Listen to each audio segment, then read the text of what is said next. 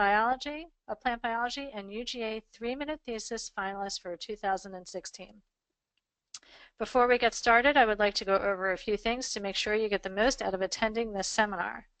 Feel free to ask questions using the chat box in your GoToTraining control panel on the right. These questions will be read and answered periodically during the seminar as we transition from one topic to the next.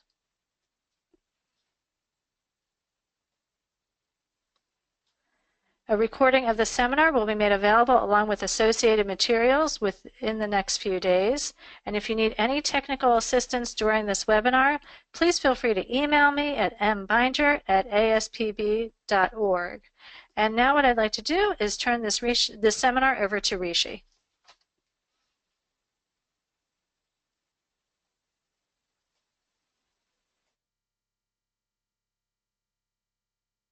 Hello, hello. Hopefully everyone can hear me. And welcome to, as Melanie said, another ASPB Plantae seminar series. This one is on the power of the 3-minute thesis. So I think we're just gonna get started. So Melanie did a quick introduction of me, but for a little bit more information, my name is Rishi Masalia. As she said, I'm a PhD candidate at the University of Georgia in John Burke's lab in the Department of Plant Biology. A bit about my research. So I work on identifying candidate genes involved in drought resistance, specifically in cultivated sunflower. But beyond my research, I do a lot of work in science communication and science outreach. Locally here in Athens, Georgia, I've helped co-found 2 groups, both a local science cafe as well as a science communication training group. So if you guys are interested in that, you can just look me up on my website or Google Athens Science Cafe or Athens Science Observer. In addition to the communication portion, I do a lot of science outreach, both with ASPB. I am a graduate student ambassador with them. But more relevant to this talk, I was a 3-minute thesis finalist for the University of Georgia this year, earlier in 2016. That talk I then went on to present at the University System of Georgia Board of Regents meeting. So that's the people who control all of the public universities in the state of Georgia. And I also work with the University of Georgia Graduate School to help prepare graduate students for the 3-minute thesis competition here locally at UGA. So to kind of cover, I guess, the objectives of this webinar and what we wanted to talk about. So broadly, this is a webinar on understanding the 3-minute thesis competition, both how it's run and then how to succeed at it. And then on that latter part, how to succeed at it, we're going to break down a complex dissertation, or figure out how to break down a complex dissertation and convey a cohesive and succinct narrative for your work and for your research without losing too much detail. And then on top of that, understand the necessity of style and hook and emotion and how that plays a role in science communication and how that can elevate your 3-minute thesis or in general your research talk or presentation to the next level. So we're going to kind of cover 3 criteria, both the 3-minute thesis criteria. I'll do a demo of my own 3-minute thesis, and then we'll dive into more of the specifics about how to write a good 3-minute thesis. So if you're attending this webinar either live or after the fact on Plantae, you should be familiar with the actual 3-minute thesis competition itself. If you're not, 3-minute thesis in a nutshell is exactly what their slogan says, which is printed at the top of the slide. It's 80,000 word thesis, which should take 9 hours to present, but you only have 3 minutes to do it. So it's a competition to present your work in 3 minutes or less. And the 3MT competition, or 3-minute thesis competition, was started back in 2008 at the University of Queensland in Australia. And since then, it's grown quite a lot. It's now currently held in over 350 universities across 18 countries. 100 of those universities are located in the United States. So if you're in the United States and you attend a big university or a big-ish university, the chances are pretty high that your university already holds a 3-minute thesis competition, and if they don't, they will most likely soon. So this webinar here can kind of help you prepare for your own university's 3-minute thesis competition. But I think at a more fundamental level than just a competition, the 3-minute thesis is really a science communication challenge. And what I mean by that is that they ask you to coherently present your research in 3 minutes or less to a non-specialist, non-scientific audience, both conveying not only what you do, but also why you do it and why it's important.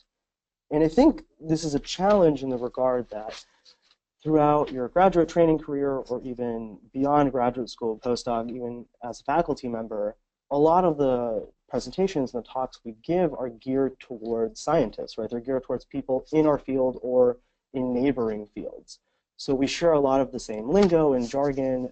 People will inherently understand why you're doing what you're doing, and they're going to focus more on how you're doing something rather than the why you're doing something. And since we don't usually give science communication talks, unless you specifically go out and seek them, I think 3-minute thesis kind of challenges you in that way and saying, hey, this is an entirely different audience that you're not used to presenting to. So I think there's that science communication challenge later on top of the actual competition itself. So kind of moving on into why you want to do a 3-minute thesis. Personally, as one who has done it and then now represents 3-minute thesis, I think there's a lot of reasons to actually want to actively do one. I still think the biggest is to do to challenge yourself in a science communication capacity. So if anyone who follows me on Twitter, and I use Twitter quite a lot, and if you're interested in science communication work, I have both my Twitter handles, both my personal one as well as one for the organization I run at the bottom of every slide. But in general, I talk about science communication a lot. And I think it's really important that we become, or we train to become, effective science communicators. I think in your graduate career or beyond graduate school, being able to effectively communicate your science is one of the most essential and widely applicable skill sets you can learn. And I think now more than ever, effective science communicators are needed to showcase not only the value of science, but also the value of scientists to the general public. And so I think 3-minute thesis provides a nice platform for you to present and practice and hone those science communication skill sets. And in more of a practical setting, I've been doing science communication actively, so I've been actively thinking about communicating my science effectively and how best to do it for about the last 3.5 years. And since then, I have seen measurable improvements in my own grant writing, in my presentation style and delivery, both poster presentations as well as oral presentations, elevator pitches, job interviews. And so I think practicing science communication skills is really useful, not only for the 3MT competition, but also beyond 3MT. In addition to that, I think 3MT is really useful to help you develop a big picture perspective or a message box for your research or for your work. So what I mean by that is basically just the why you do something and why people should care about it message that you want to relay. And I think one of the hardest things for graduate students, or at least for me, was distilling my research down into a 1 to 2 minute blurb that I can just say to people so that they can inherently understand what I do and why it's important. And 3M2 provides a nice platform for you to practice that to not only a non-specialist, non-scientific audience, but also to other people. In addition, you can also share your work with your family and friends. You can also build enthusiasm for your topic, not only with those family and friends, but also online. And so what I mean by that is a lot of the 3MT competitions, at least when you get to the finals or beyond, are videotaped. And so if you're interested, so my 3MT from when I was in the finals in April was videotaped and is on YouTube. And I think Plante and ASPB sent that video out. But a lot of these 3MT videos are filmed. And what's nice is you get a very high quality film of you describing your research to a non-specialist, non-scientific audience. And since it's online on YouTube or another platform, you can share that with a lot of people. You can put it on your own website. You can use it for a video resume. If you're on social media like Facebook or Twitter or Plante, you can instantly upload that video and have people access it. It's a very nice introduction to what you do and why it's important. And finally, 3MT is a competition that's recognized around the world. So if you get good at it, people will recognize, like, oh, I was a finalist in 3MT. People will know what that means, which is really nice. And I think, actually, I didn't put this on the slide, but beyond that, 3MT is a very nice way for you to get outside of your comfort zone and practice presenting. It's kind of a unique presentation in the fact that it's only 3 minutes and you have a hard time limit. And so it's a really nice way to get out of your comfort zone, be in front of a large audience, and practice talking about your research, which I think you should always take the opportunity to do. Okay, so really quickly, the rules of the 3-minute thesis competition. They are very rigid and they are very simple. And if you're in competition, they stick to these absolutely. So the first one's pretty obvious. You have to talk for 3 minutes or less. If you go over 3 minutes, you are disqualified. You can only have one single slide, and that slide has to be static. So what I mean by that, or what they mean by that, is you can't have any animations, you can't have any transitions. It's just a single slide with pictures or words. In addition to that, you can't have any electronic media. So you can't have audio, you can't have a video. It's just static images or words. You also can't have any props. This one is pretty crucial because that also means you cannot have a laser pointer.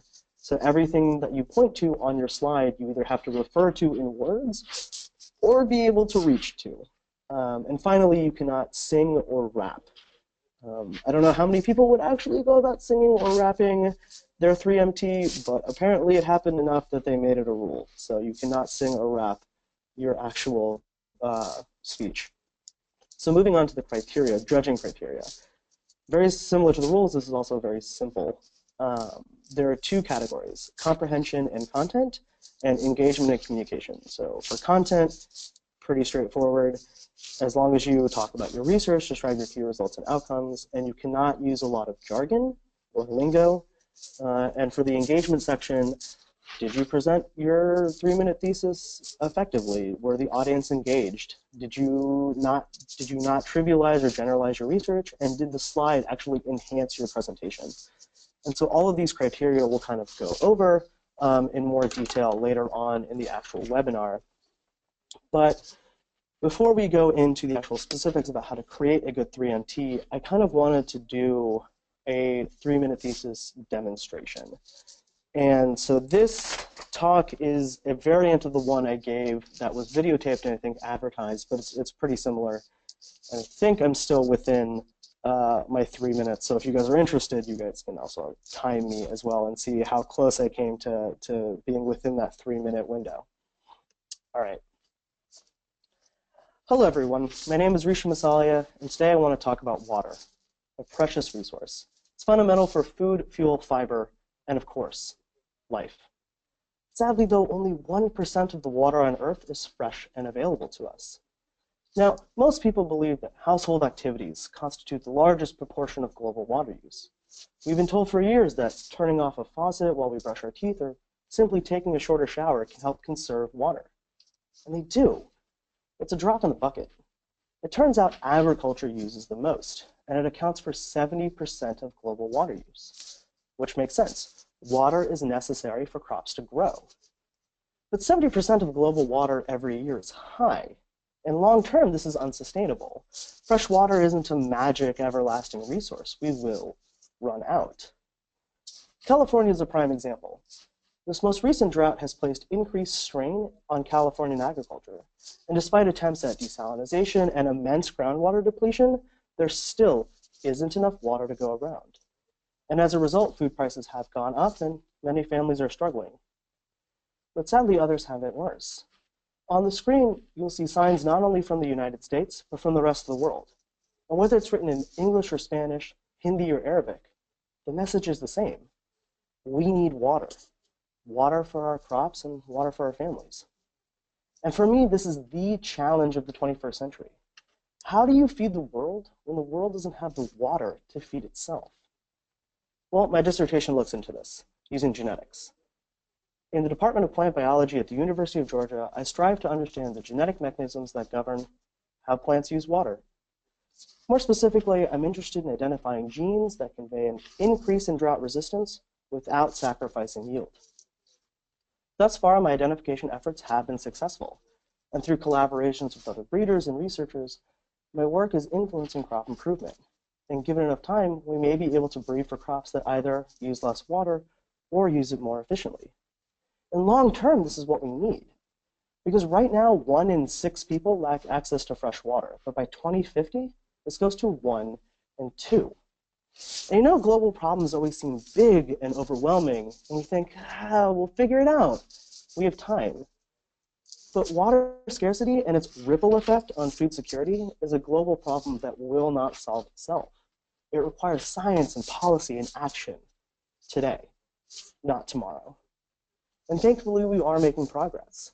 Right now, agriculture accounts for 70% of the global water use, but contributions to crop improvement, like those in my dissertation, are helping us reduce that percentage to something more sustainable, so that tomorrow we can grow food with less resources, and so we can feed more people. Because remember, at the end of the day, water is a finite, precious resource that is fundamental for food and fundamental for life. Thank you. So that was a demonstration of my 3-minute thesis. And I think we will take questions on the first part of the talk. So we're covering the 3-minute thesis competition itself, why you should participate, the rules, how it's judged, and if you guys have questions on my actual 3-minute thesis demonstration, that would also be fine. And then I've also listed topics that are upcoming. In case you have questions about those, we'll cover them in a little bit. Okay, Rishi, I don't see any questions at this time. And just a reminder, Okay. if you do have questions, please feel free to enter them in the chat box, and then we'll stop periodically like this throughout the presentation to answer them. Okay, sounds good. I guess I will continue to move forward. Okay, so crafting a good 3-minute thesis requires a few things, but I think one of the first and one of the most important is talking about narrative or story. And narrative or story, I think, can be broken into 2 components. The first being structure. So when you're giving a 3-minute thesis, you want to be able to frame your research in the structure of a story. And I think framing your research in the structure of a story is good for a couple of reasons. The first being your audience, or people in general, are really familiar with a story, right? They understand that stories have a beginning, a middle, and an end. They contain conflict. They contain resolution. And I think framing your work in that setup can lead you to success when you're actually delivering your 3-minute thesis, because people will be able to follow along with you much easier. And so usually for structure, your introduction or your beginning usually has information about a broader context, which I'll cover in a second, and it lends itself to a resolution or an outcome. For example, in my own 3-minute thesis, water scarcity and the lack of water is the problem that I introduce in the beginning. And then in the middle, I talk about my own work, which is identifying genes that convey drought resistance. And at the end, I talk about a resolution to that problem, which is that with these genes that we identify, we might ultimately be allowed to grow crops that use less water or use it more efficiently. So the storyline, at least in my case, is a pretty straightforward one. It's a problem exists, and then my research will help us address that problem. And storylines, much like actual books and movies, repeat constantly. So the idea of having a problem that your research then tackles is one, I think that's very conducive to science. You know, we do a lot of our work to address a need or fulfill a need out there. And so it's totally fine to repeat a storyline or use a storyline that's very common to people, but it's by no means the only storyline out there. The other aspect of narrative that I think is really important is the why aspect. So a lot of this stems from the fact that when you present your research, you want to ask yourself, why should people care about what you're talking about, or why should people care about your research? And I think this why aspect really boils down to you zooming out from the methodological details of what you do on a daily basis and say, why am I doing what I'm doing? What is the big picture here? What broader context can I put my work into? And since you're talking with a non-specialist, non-scientific audience, a lot they're not going to really be interested or care that deeply about how you do what you do or how you get the answer that you've gotten from your work. They really only care about the fact that you have an answer, and that answer serves a greater purpose. It addresses a why component. And plus, you only have 3 minutes, and so you really want to address the why you're doing something to make it relevant to them, rather than getting bogged down in a lot of methodological details. So I think going off of that, other things that you want to say. So narrative is, at least in my opinion, one of the biggest components about what you want to say. But there are a lot of other components as well. The first one is you want to have a good hook. And what I mean by that is you want to have some piece of information at the beginning that gets people really invested in what you do. It can be a question, it can be a joke, it can be an analogy or a metaphor, it can be your own anecdote about why you're interested in plants or why you're interested in doing what you do. But getting your audience invested from the beginning will serve you well throughout the entirety of the actual 3-minute thesis. Another one is circular structure, and this is pretty straightforward, right? You have your ending should relate back to the beginning of your talk. For me, in my own 3-minute thesis, in the beginning, I talked about how agriculture accounts for 70% of global water use. And at the end of the talk, I brought that statistic back up to kind of bring in the big picture relevance again, so people don't forget about it. You also want to have a clear introduction and a clear conclusion. And what I mean by this is you want to delineate the different parts of your talk. Right? When you're actually being judged in 3-minute thesis competition, you're one of 10 or one of 20 or one of 70 people presenting, and the judges need to be able to remember what you're saying and be able to follow what you're saying very clearly. So when you're starting your introduction, if you say in conclusion or to sum up or some other phrase similar to that, it can help the judges understand, okay, I'm wrapping this up. This is the take-home point, and then you finish it out. The next one, emotion. So I think this is another big one, similar to narrative. So you want to evoke an emotional response from your audience when you're talking to them about your work. And this is a weird one to think about because usually as scientists, you like to present a lot of statistical figures, stats, and information, and persuade people with logical arguments. With a non-specialist, non-scientific audience, what we found and what a lot of science communicators have found is that an emotional response from your audience sways people a lot more than just facts or figures. And I'm not saying you don't want to have those facts and figures, but you want to embed them with an emotional hook or an emotional ending.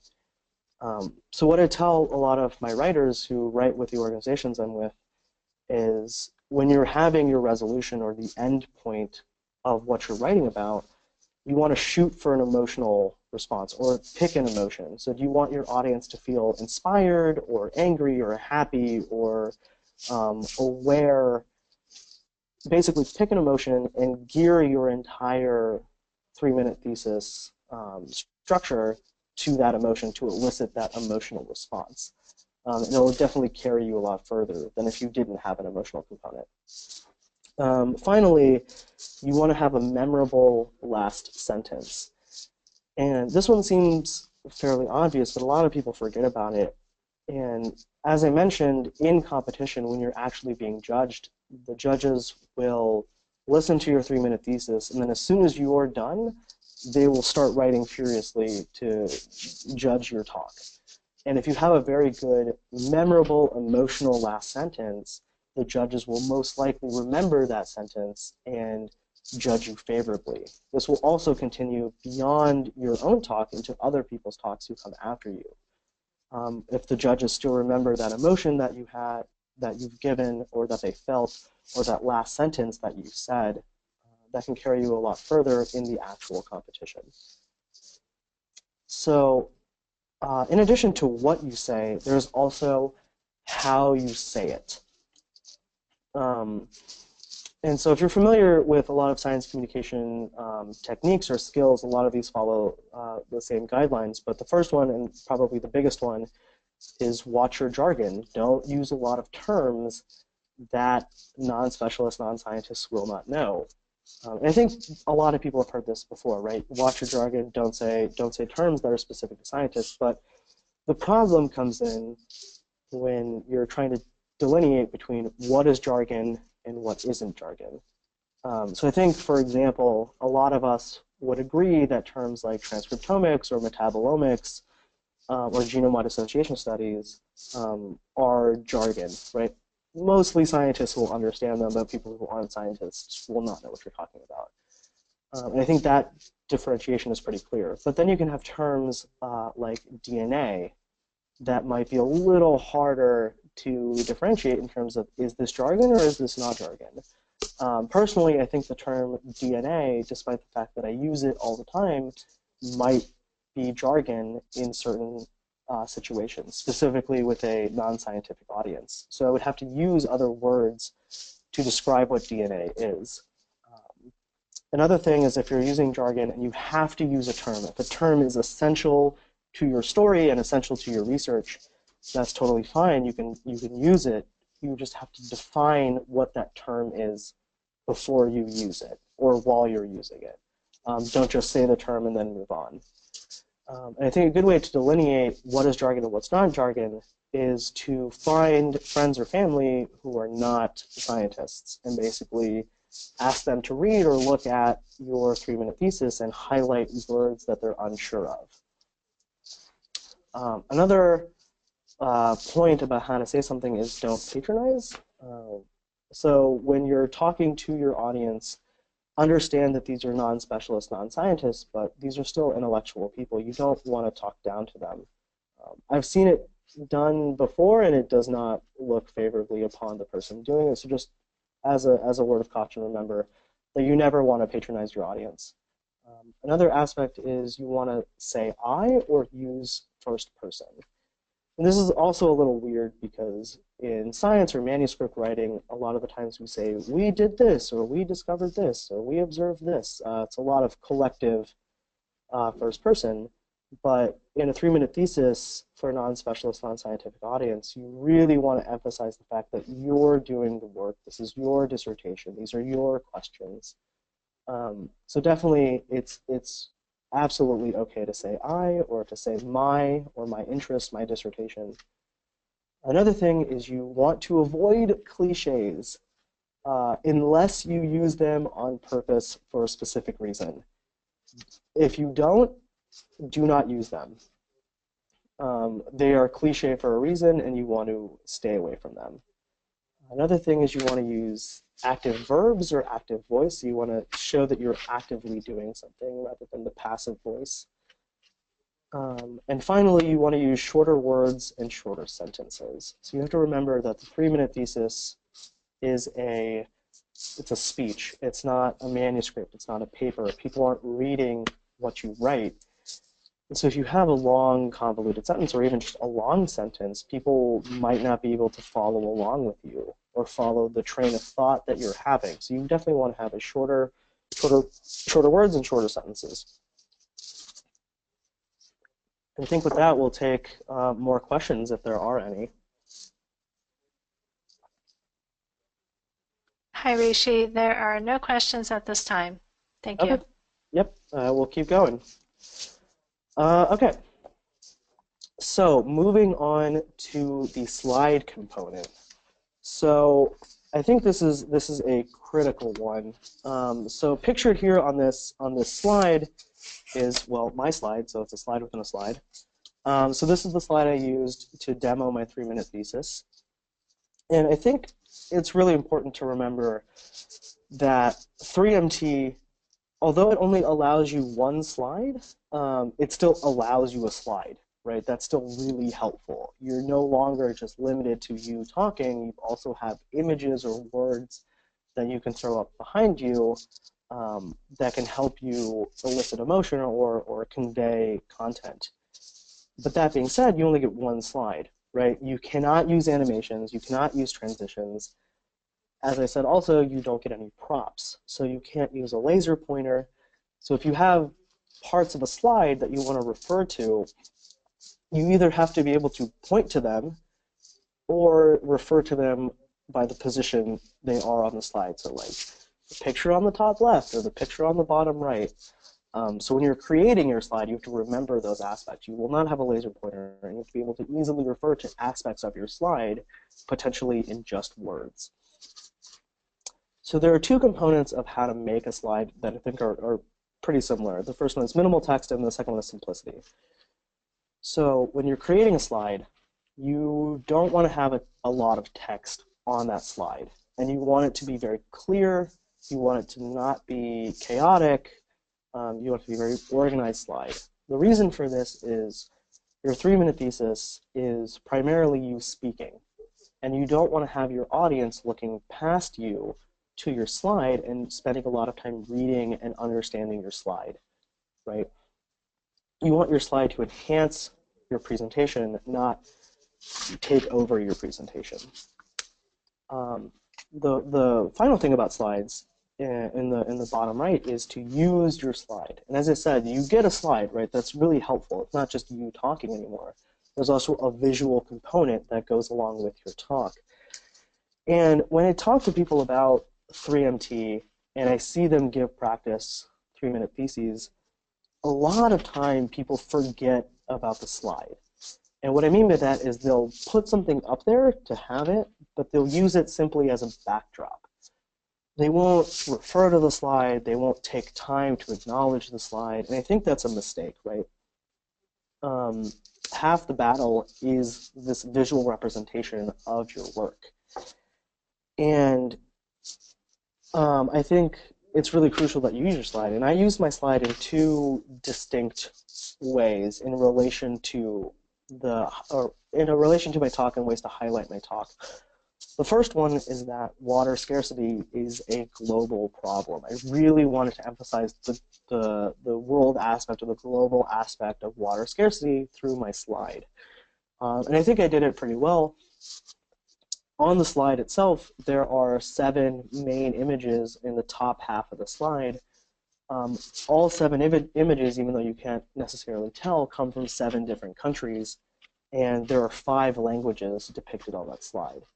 So I think instantly it really highlights the fact that this is a global problem rather than just a, say, United States problem or a European problem or an African problem or an Asian problem, right? It's a global problem, water scarcity. The second aspect that I wanted to highlight with my slide is that water scarcity is an emotional topic. And what I mean by that is that it affects people in fundamental ways, right? There are children talking about it. I have an image of some children. There are people who pray for it. There are people who fight over it.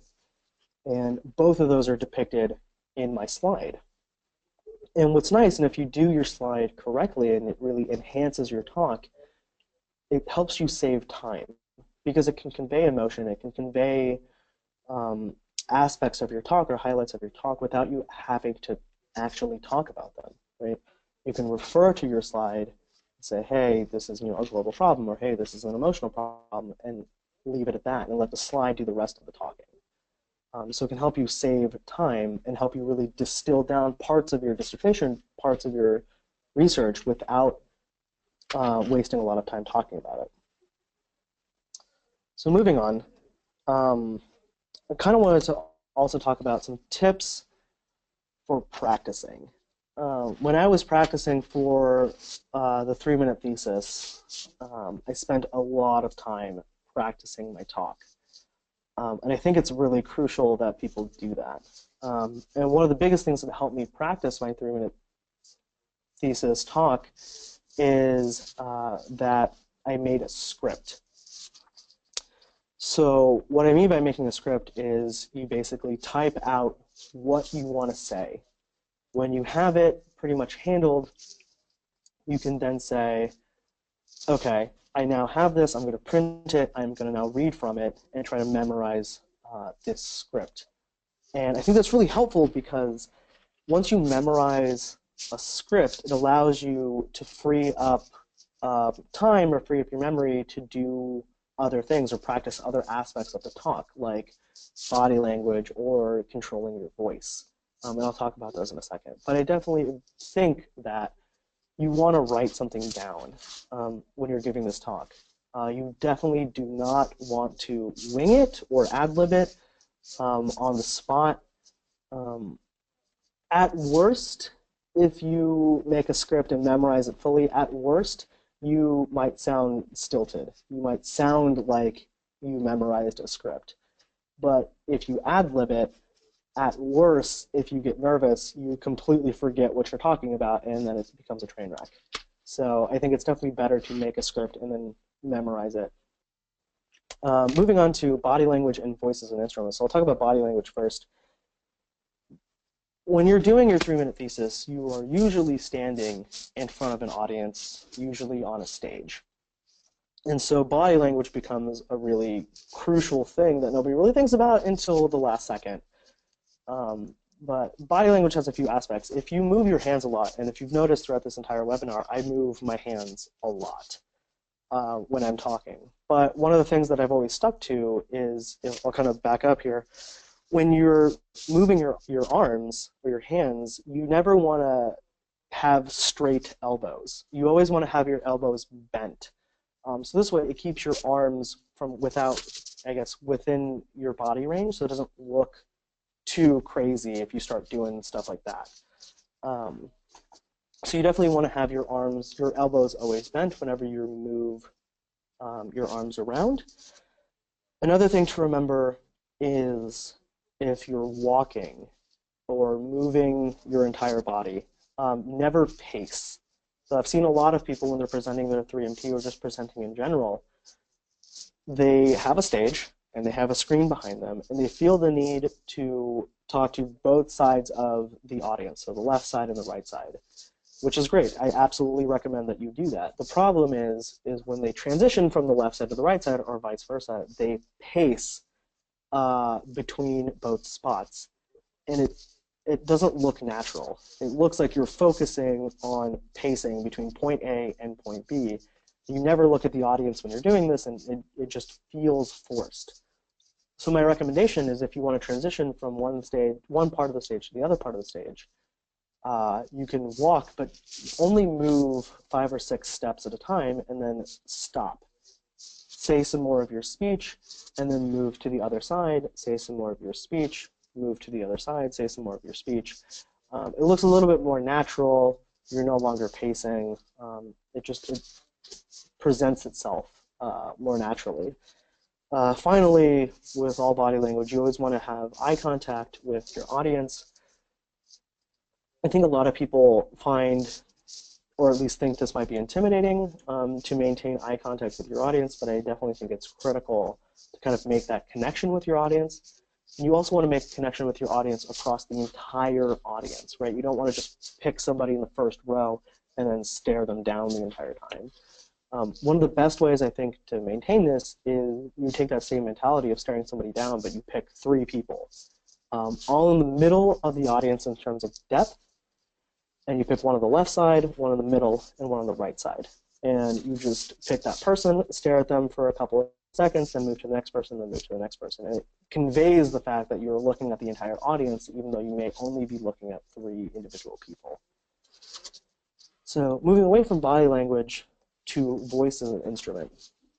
So I think a lot of people forget that your voice can also act as an instrument, right? You can control it, and because of that, you can convey different emotions or different sentiments with how you physically say something. A great example, or a couple examples of this, is you can increase your volume, so you can be louder or you can be softer, and that can convey emphasis. You can also speed up or slow down.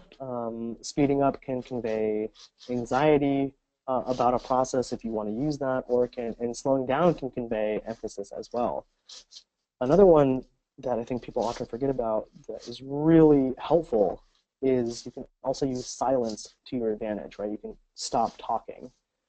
And I think if you convey a really heavy statistic or a really important fact about your research or about the broader implications of your research, you can kind of say a fact and then just stop talking and let your audience kind of stew in that silence and processing that information for a couple of seconds.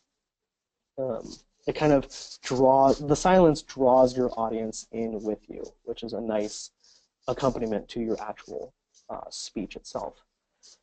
Other ways to practice, you can watch videos. As I mentioned earlier, a lot of 3MT finals speeches are on YouTube. So if you just YouTube search 3MT or 3-minute thesis competition, you can find a ton of videos which will give you a lot of information about how people are condensing their science, how people are conveying their narratives. And from watching a lot of these videos, I will say a lot of people tend to focus on bigger context, broader context, big picture information about their research, the why my research matters rather than methodological details. You can also get critiques from friends and family. So if you make a script, you can then send that script out to your friends and family, specifically if they're non-scientists or non-specialists. You can also get information about jargon as well to see if you're having too much jargon in your talk. Getting critiques from people you trust is crucial and really beneficial. It also gives you a chance if you actually recite the 3MT to them, it gives you a chance to practice in a pretty low-key setting, which is very helpful for when you're actually doing the actual competition. So one of the last tips for preparing or practicing is you want to prepare for the venue. And this is, a lot of people don't think about this. I didn't really think about this until I think a week before I gave my actual 3MT finals talk. But there's a lot of information, I guess, at the venue that can really mess you up if you don't account for it, you don't practice for it. And you don't want the added pressure of having a new factor or a new thing that can mess you up right before you're about to take the stage. So the first one is the venue itself, right? Is there a stage, or are you on even platform with your audience? If it is a venue, how big is that venue? How many people could be in attendance?